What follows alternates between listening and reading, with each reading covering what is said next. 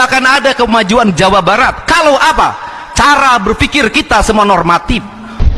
Mau kemana ngelamun di situ? Kenapa? Oh, sini. Nggak bisa ini. Adiknya, nih kasihin.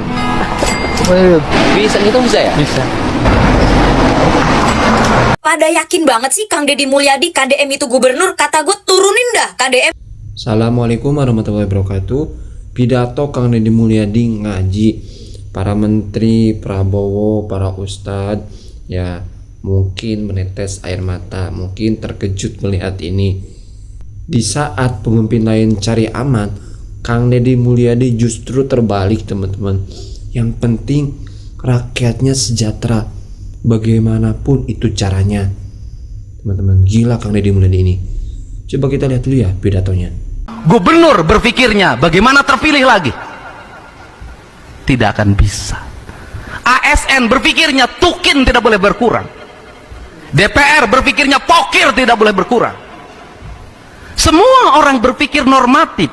Jabatan, kekuasaan, semua cari aman. Indonesia tidak akan merdeka kalau Bung Karno tidak cari aman. Indonesia tidak akan lahir tokoh-tokoh besar kalau semua orang cari aman. Kalau semua cari aman, berpikir hanya karir dan masa depan, saya tidak meyakini kita akan maju. Kenapa? Kita masuk pada wilayah normatif. Yang penting APBD-nya WTP. Persoalan WTP isinya apa? Lain belakang. Yang penting pertanggungjawabannya diterima, output dan outcome-nya. Yang penting pegawai negeri kelihatan oleh pimpinannya. Maka negeri ini tidak akan sampai puncak kemajuan. Kenapa? Tidak ada orang yang melakukan dialektika pengabdian sebagai abdi negara, sebagai bayangkari negara secara total pada negara kesatuan Republik Indonesia, pada provinsi Jawa Barat, tidak akan pernah tercapai. Padahal setiap hari kita mendeklarasikan diri bahwa kita cinta tanah air. Kalau kita cinta tanah air, maka diri kita punya 4 keterikatan. Dia terikat oleh tanahnya, dia terikat oleh airnya, dia terikat oleh udaranya, dan dia terikat oleh mataharinya. Jadilah manusia Indonesia seutuhnya, dan jadilah insan kamil dalam etika ajaran Islam. Jadi ketika manusia, siapapun dia, apapun dia, ketika dia tidak tersentuh oleh perusakan tanah, dia tidak tersentuh oleh perusakan air, dia tidak tersentuh oleh perusakan udara, dia tidak tersentuh oleh rusaknya matahari, sesungguhnya manusia itu bukan manusia Indonesia. Bohong dia mencintai NKRI. Kenapa? Kita harus mulai merubah paradigma kehidupan yang serba formalistik. Kita hari ini, seluruh masyarakat dunia dibikin bengong dan terbelalak oleh sebuah negara bernama Iran. Apa? Dia melakukan sesuatu di luar dugaan seluruh rakyat dunia. Kekuatan perang yang bernilai triliunan, pesawat tempur, kapal, misil, dan semuanya rontok oleh barang-barang yang hanya ratusan juta. Tapi bukan urusan ratusan jutanya, tapi urusan apa? Satu, ini penting bagi orang Jawa Barat. Mereka bangga terhadap peradaban Persia,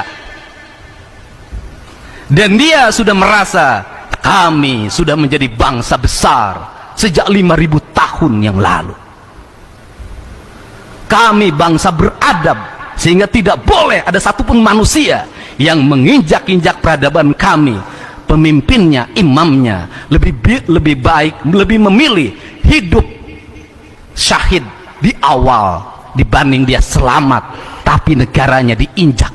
Pertanyaannya adalah, di Indonesia adakah tokoh yang seperti ini? Itu pertama.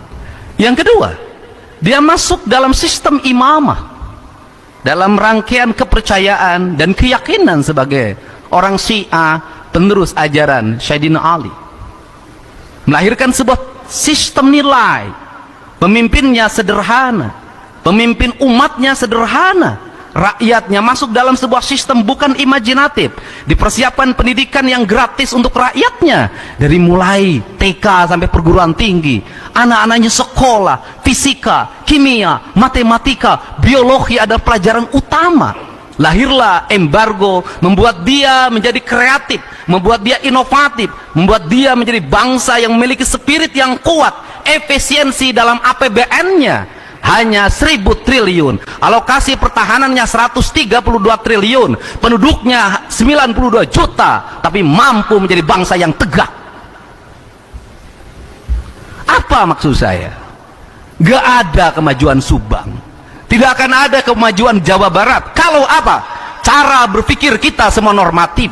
Gubernur berpikirnya bagaimana terpilih lagi, tidak akan bisa.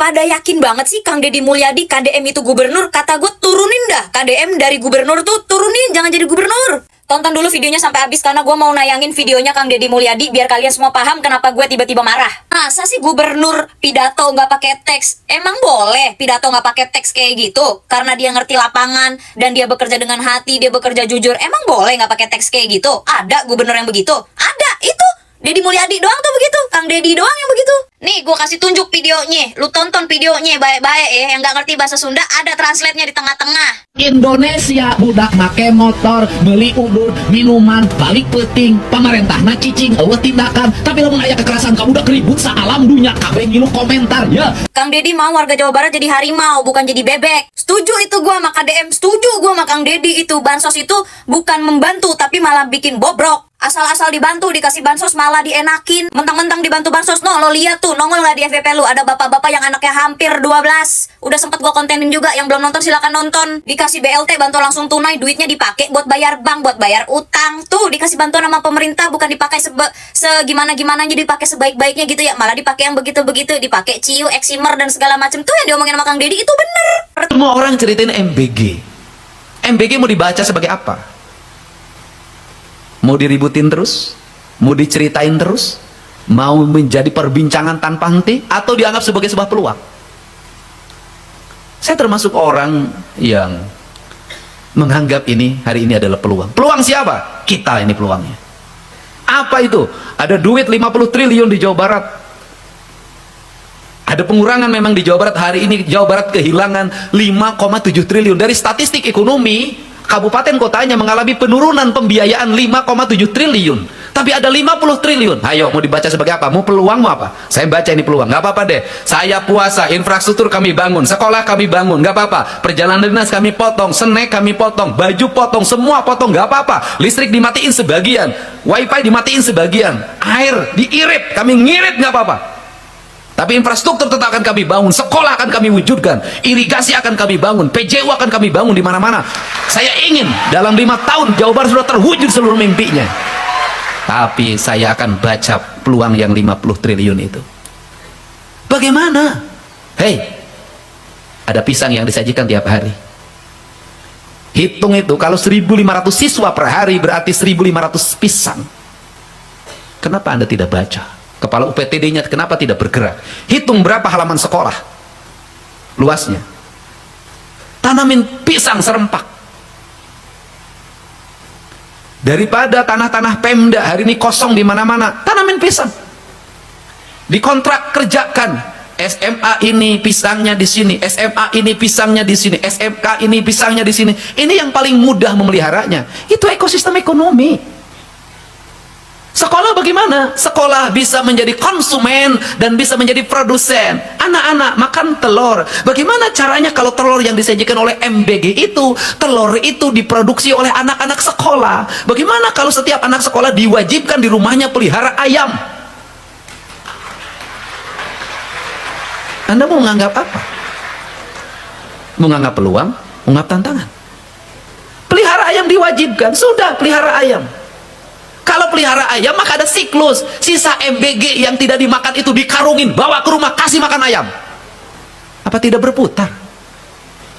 50 triliun jangan dibuang. Ini peluang menurut saya.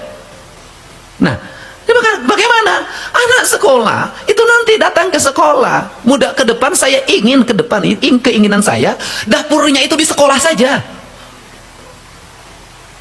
Ini keinginan saya. Ya sudah, yang sekolah penduduk, yang sekolahnya siswanya 1.000, ya dapurnya di situ, minimal dekat di situ. Ya kalau seperti itu pengelolanya kan bisa. Oh, ibu-ibunya yang tiap hari, hai, udah masak weh. Daripada hai. Nah kemudian di situ disuruh ngelola. Kalau di situ disuruh ngelola, maka nanti beli telurnya dari mana? Dari komponen yang 10.000 tidak boleh terkurangi itu. Ya itu, siswa lumayan. Saya mah cuman bawa seminggu teh setengah kiloan, jual, beli, siklus ekonomi. Bayangin, makanannya dimakan oleh kita, produk untuk makanan itu diproduk oleh kita.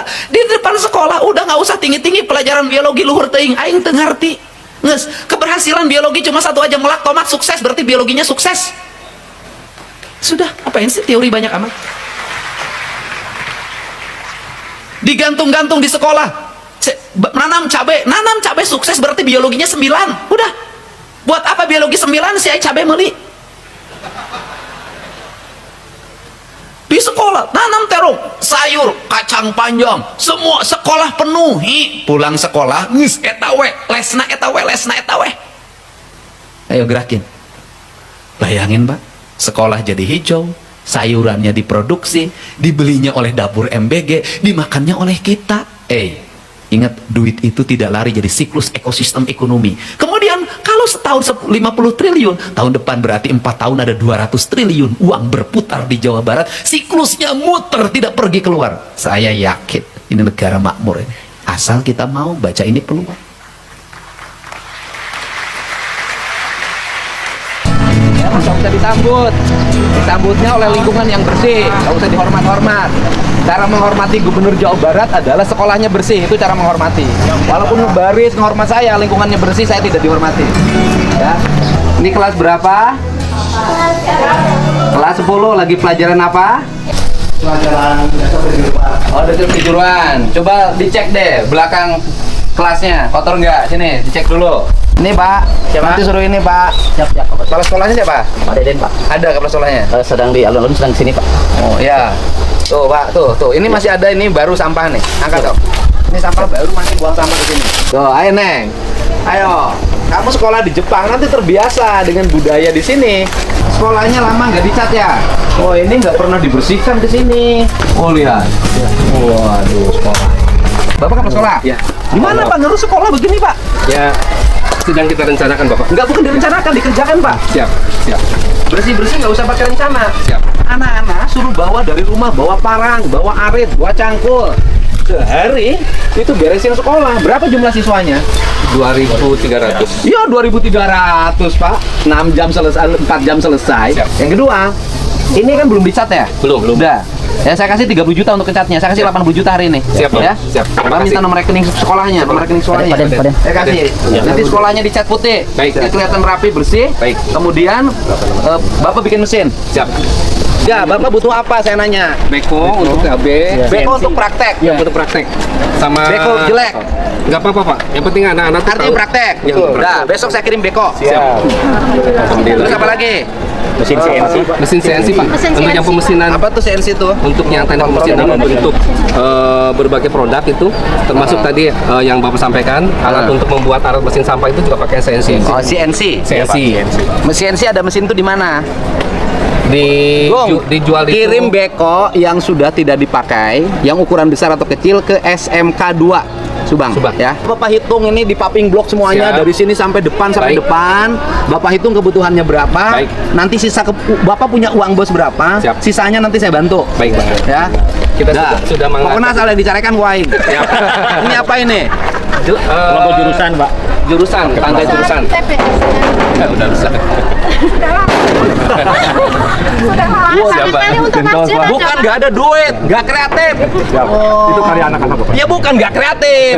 Kenapa tidak diperbaiki? Amin teman-teman, tadi kita sudah melihat ya yang mana gebrakan demi gebrakan dari Gubernur Jawa Barat Kang Deddy Mulyadi, yang mana Kang Deddy dengan tegas ya menyampaikan dalam pidatonya bahwa gak ada kemajuan kalau pemimpinnya hanya berpikir gimana nanti supaya saya jadi gubernur lagi, gimana supaya nanti saya terpilih lagi. Gak ada kemajuan teman-teman seperti itu ya. Karena dia sudah tegaskan ya, gubernur harusnya berpikir gimana supaya ya rakyatnya sejahtera, supaya ketika dia menjabat ya semua rakyat merasa dampaknya, gimana agar warga sekitarnya maju. Itu harusnya seperti itu gubernur itu. Ya jangan karir misalnya, gimana saya supaya terpilih lagi. Itu udah menurut kami ini fatal sih gubernur yang hanya pemikirannya seperti itu. Dan ya gak ada dampak apa-apanya, mending gak usah jadi gubernur. Gak usah jadi gubernur ya kalau berpikirannya masih seperti itu. Ini gila banget teman-teman ya. Baru ada pemimpin ya yang gebrakannya seperti ini loh. Yang ini gubernur tuh seperti ini gitu, nggak memikirkan perutnya ya, rakyat dipikirin ya teman-teman. Ini butuh keberanian teman-teman seperti ini, asli butuh keberanian banget teman-teman. Dan ya tadi pun kita melihat bahwa ya ketika karena dia emang lagi ingin membantu orang ya, berat teman-teman itu ya. Apalagi setiap hari misalnya ngebantu 10 juta 20 juta, itu gimana teman-teman. Kalau pemimpin biasa itu nggak bisa seperti itu ya teman-teman. Tapi apakah ini dengan ya ringan sekali membantu orang ya, itu yang harus kita tiru teman-teman ya. Semoga kita bisa menirunya ya teman-teman. Bahkan tadi ada warga Jateng loh kalau nggak salah ya, Bang Toro ya, Bang Toro itu warga Jateng teman-teman. Tapi karena dia ya nggak pilih-pilih gitu ya, sekiranya emang butuh dibantu ya dibantu, tapi jangan mengharapkan bantuan dari Kang Deddy ya. Kang Deddy nggak suka itu. Ini hanya jadi pelajaran aja teman-teman ya, bahwa kita ya harus giat berusaha ya, apapun itu pelajaran penting ya teman-teman ya. Dari pun ya ada seorang masyarakat karena diturunin jadi gubernur, jadi ke presiden. Saking apanya, saking bangganya teman-teman melihat kinerja dari Kang Deddy Mulyadi itu teman-teman. Oke, itu dia pidato dari Kang Deddy Mulyadi, semoga bermanfaat. Terima kasih yang sudah nonton. Sampai berjumpa di video. Assalamualaikum warahmatullahi wabarakatuh.